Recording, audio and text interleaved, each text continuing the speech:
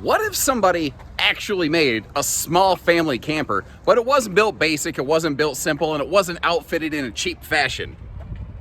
And what if that was a real thing?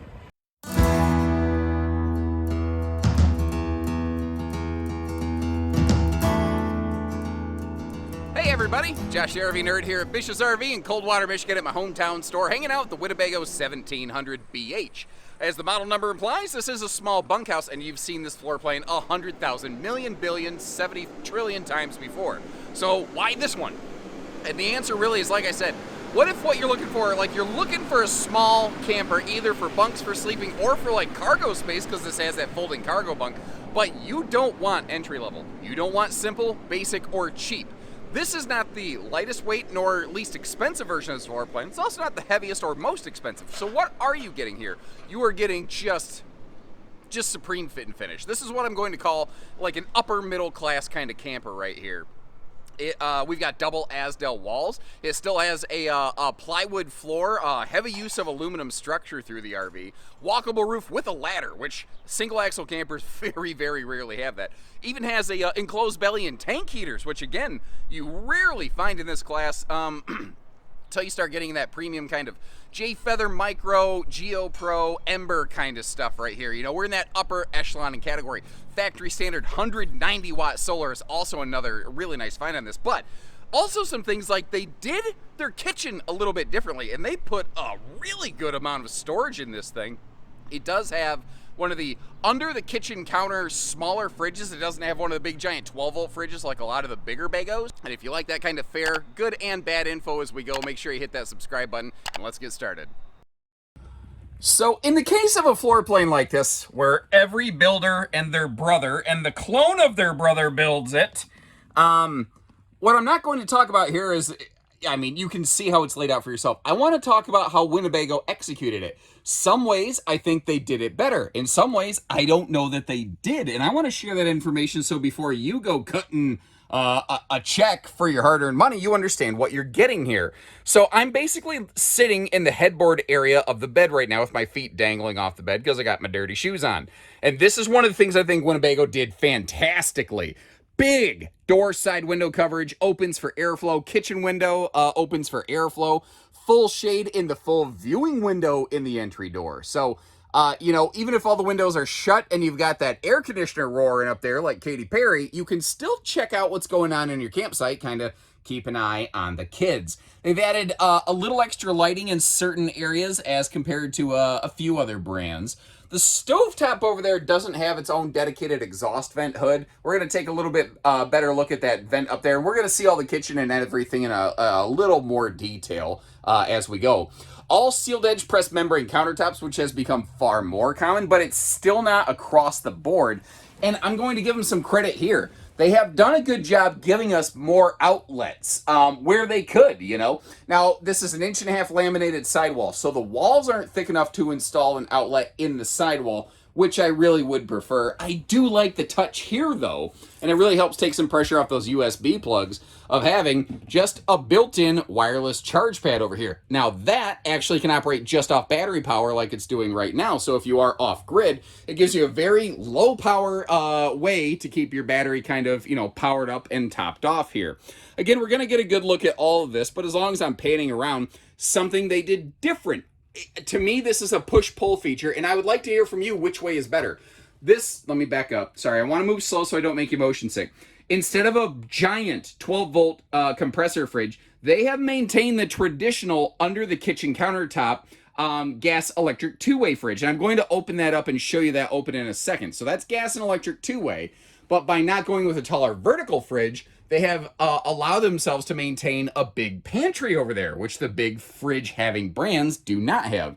So which way is the better way to go? You tell me. Similarly, they have a fully enclosed bunk setup here. They don't have open bunks. They're 250-pound rated, by the way. Some people like open bunks, some people don't. Once again, you tell me the better way to go. But what you're going to see a lot of here, it doesn't always show up well on camera, but the fit and finish, the execution of this is fantastic. You see it's got like a dream dinette system, an easy up-down table instead of a booth kind of thing with like a pedestal that's going to bash you in the legs. They put storage anywhere they could. That is one of the areas that I think Winnebago really nailed this one. They maximized the storage. And again, it's not always in the most convenient location, but they are making sure that they have power outlets and stuff wherever they could. And if I really had to, I think I could make that a nice little, oops, sorry, you can't see what I'm doing. Nice little phone charging shelf with those USB plugs or something like that over here. Maybe, ooh, you know what might be cool? Here's a little camping hack from your Uncle Josh. Install, like, just secure a small desktop fan, just like a little 6-9 inch fan under this overhead area right here. Tap around to find something you can, like, right there. You could anchor something into. Have a fan blowing some nice cool air down on you over here. I could see that working very well. Now, we're carpetless and easy cleaning, but I think just about anybody who builds this is carpetless. Yes, I see the little piece of scrape my feet clean carpet over there by the door. And again, they've done a good job with outlets. This is a piece of feedback I've already sent over to the folks at Winnebago. I love that they gave us outlets over here by the bed. I love that they gave us that phone holder pocket. I'm baffled that the power outlet down there is covered by the mattress. I think that needs to be raised like 9 or 12 inches so that it's not going to be covered by the mattress, nor is it going to be likely to be kicked at night. To me, that's a zero cost improvement that they could potentially apply to this one here. But you see, you've got great window coverage, breeze across coverage. Again, the fit and finish on the cabinetry is fantastic. And one quick detail I want to hit on here. That is a 54 by 74 mattress. It is solidly in the full size family. Now, there are some brands who build a 7-foot wide camper like this that have squished an 80-inch long bed in there, like GeoPro's in certain floor plans comes to mind. I think you could do that here, but the 54-inch width, you're really stuck into that unless you decided to, like, cut off the back of that dinette, which, I don't know, would that be a bad idea? That then you're gonna lose some of your dinette space. I don't know. Anyway, you tell me if it's smart. You tell me if it's stupid. We'll kind of go off your judgment here. Now let's open all of the things. Starting down here, that actually the door under the bed is a full underbed pass-through storage compartment, which is cool because that's a big compartment. If cargo shifts, it can be handy to get to. We do have a privacy curtain here. If the lights are on, you're going to be doing a little bit of shadow puppet theater.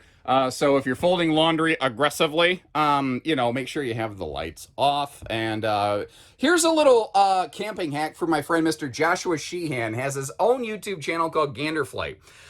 He and his family, they full-time in an RV. He gives people tips and camping hacks. And he said, listen, if you are looking for some marital time in the RV, get 92 cents in change and throw it into the grass outside of your campsite and tell the kids they can't come back in until they found the whole dollar. And, I mean, it's kind of brilliant, really, when you think about it.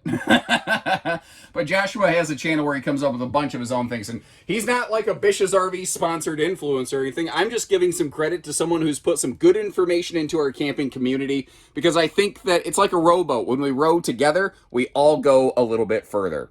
All right, so we got to see all this open. Something that may not have been as obvious is the top of that fridge. There is a popsicle pocket. There is a small freezer pocket in the top of that. Also, some extra details. I love the taller Swan Lake sink here with the pull-out sprayer. And look at this thing, man. This is one of those, like, gas station murder hobo defender pads. You could knock somebody out. You could cold cock somebody with that thing right there. But let's talk about the TV. It obviously is not a Jumbotron. But they also don't exactly have a whole lot of space to put one in. And frankly, like, it seems a little underwhelming that there's this tiny TV in there, right?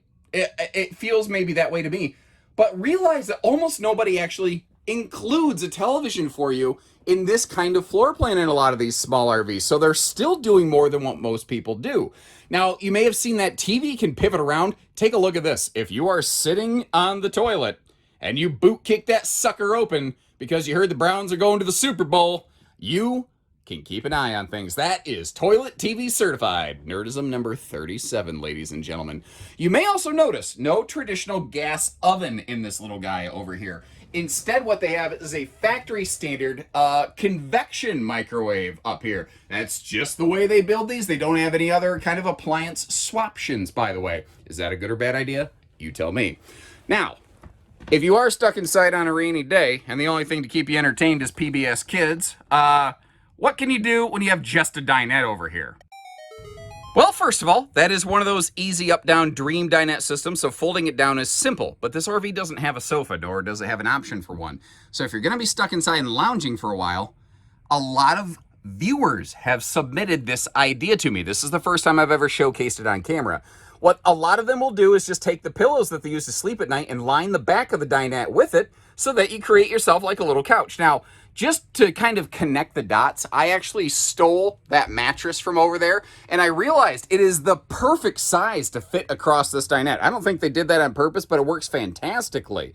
So, you know, we're a sleeping five at most kind of camper here, but if you're going to be stuck inside here on a rainy day, you do at least have some ability to convert this into some other fashion. And if you like hearing little, almost like even viewer-submitted camping hacks like that, make sure you hit our like button on the video and subscribe, and we're going to keep on rolling along here.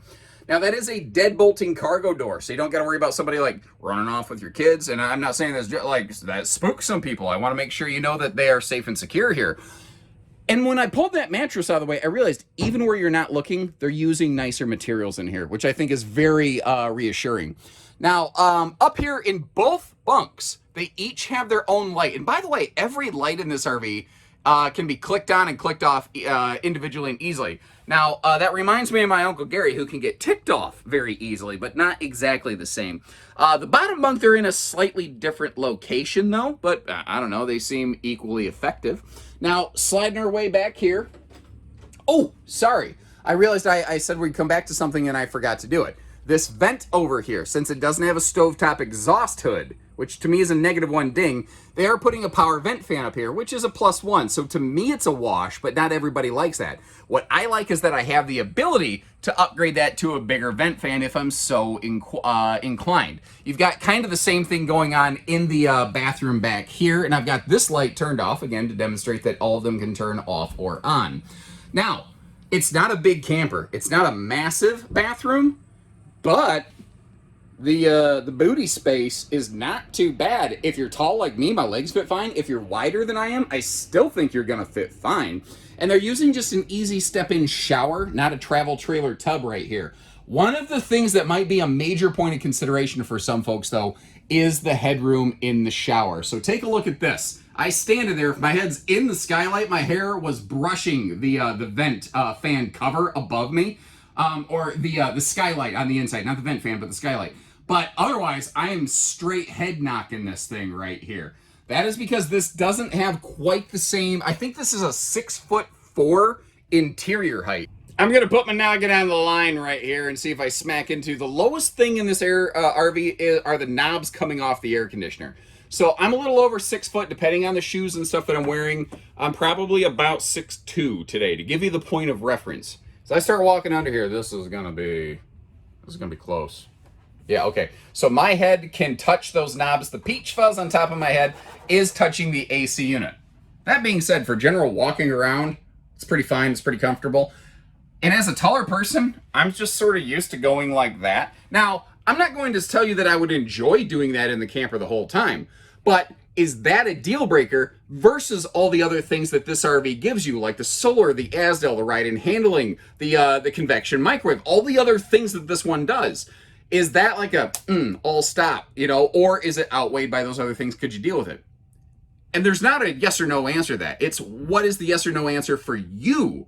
And that's my goal. Not to tell you what is good and isn't good, but to show you what these things are and what they're not, and let you make the decision of, are they worth your money or not? And I hope you appreciate the distinction there. So first of all, a couple nice things on this one. It's less than 21 foot, I believe, tip to tail, from the tip of the tongue to the back of the bumper. It's just not a big RV. But one of the things, again, that's kind of rare to find on a single axle camper is the, well, this is on a torsion axle. Basically the same kind of setup as like a Rockwood GeoPro in that regard, if you're familiar with that. A little bit better ride and handling as compared to like a bouncy leaf spring that you find out there. It's also a little more expensive. That's part of the budget on this. You see the galvanized steel wheel well there. God forbid you have a blowout. It's a literal silver lining to an otherwise cloudy day. It may not prevent all damage to the RV if you have a nasty blowout going down the road, but it might severely reduce that. And with everything riding a little bit higher, you see that sewer outlet right there is a lot less inclined to get drug and ripped apart going, like over bumps or speed bumps or whatever. Gas and electric, auto ignition, fast recharge water heater is a nice thing. What would you think, by the way, those of you who are experienced with these, would you be open to the idea of this having a tankless water heater? Ironically, that's actually exactly what these used to have years and years ago when they almost first came out, and they moved away from it. You may notice too, there is a simple side mount solar prep plug on the side of this RV that used to be buried inside of one of those baggage door compartments, which was dumb. You had to leave the baggage door open to plug in your solar panel, which not ideal, you know. Now you don't have to do that. Winnebago's listening, they're always improving. Not only is this small, it has a maximum weight after cargo of just over 4,200 pounds, but it's about 3,400 or 3,300 pounds dry weight, and it's only 7 foot wide. You do not need a big giant monster truck to handle this thing. A good tow package SUV, a mid-sized tow package pickup, Colorado Ranger, Tacoma, something like that, could certainly potentially work on one of these. That candy-coated nose cap up front, just giving us a sleek look on this thing, really helping it fit in with the Winnebago family. Now, by default on these, you have 20-pound propane tanks, but you see a 30-pound cover there. You actually need to lift the cover and check that out because they always use 30-pound covers. They just sometimes use 30-pound tanks. Power tongue jack does the heavy lifting for us, which is kind of nice. And speaking of the jacks, look at this. How many single axle bunkhouse campers are outfitted with power corner stabilizers? That's crazy, crazy rare. Now, the baggage doors here. You see how we've got the slam latches. You see that we've got that protected hinge right there, so when it's freezing and thawing here in the Midwest or wherever, you don't get the door's not going to, get sprung and the hinge, gets kind of busted up a little bit. But looking inside there, under that east-west corner bed, that is just an absolutely massive storage compartment. But one of the things that I like, wrapped around the corner to the left, did you notice that's where the battery disconnect is located? Inside the RV, out of the way, out of the weather, where it's less likely to get fouled out, which is really cool. You see the propane hooker coming off the side here right next to those anti-slip steps. Now, what if you wanted stable steps? I haven't measured the door, but I'd be surprised if we couldn't provide a stable step upfit. But there's a lot of people who don't like to camp in the parks. And sometimes, especially on RVs like this that have that nicer suspension, the taller tire package, sometimes there are some people who don't want those stable steps. And if you're parked at a storage lot, they can be tricky to get into. Remember we had a hot cold shower. We still have a little cold water sprayer port over here, which is nice. We've also got ourselves some outside TV hookups. And you saw 2 power jack switches up front, right? Those were just for the front jacks. That's a neat thing Winnebago does. Every single stabilizer has its own button. It's not a system that kind of scissors and then sort of balances its stuff out. Now, those are not leveling jacks. Those are stabilizers, so keep that in mind.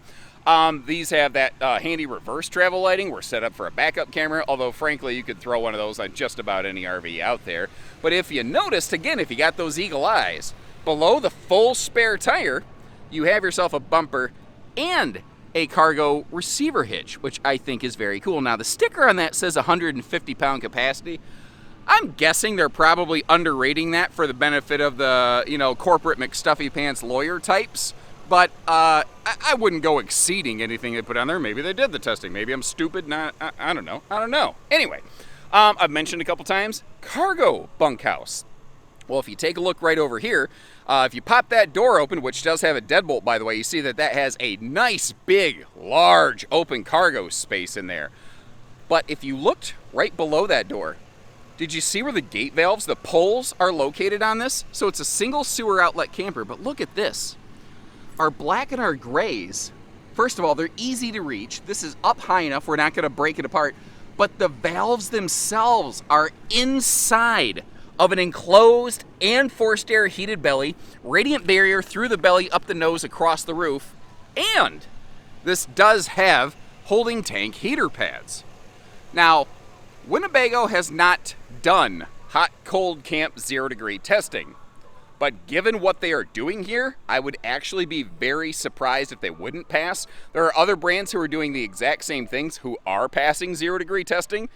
I think they would actually be capable of doing that. And as you saw up there, you got a ladder to get up to a fully walkable roof and a factory standard 190-watt solar package, which especially with a small two-way fridge, frankly should be enough to keep you off. I think the only limiting factor on this one, if you do decide to boondock, is just going to be the holding tanks and not your battery.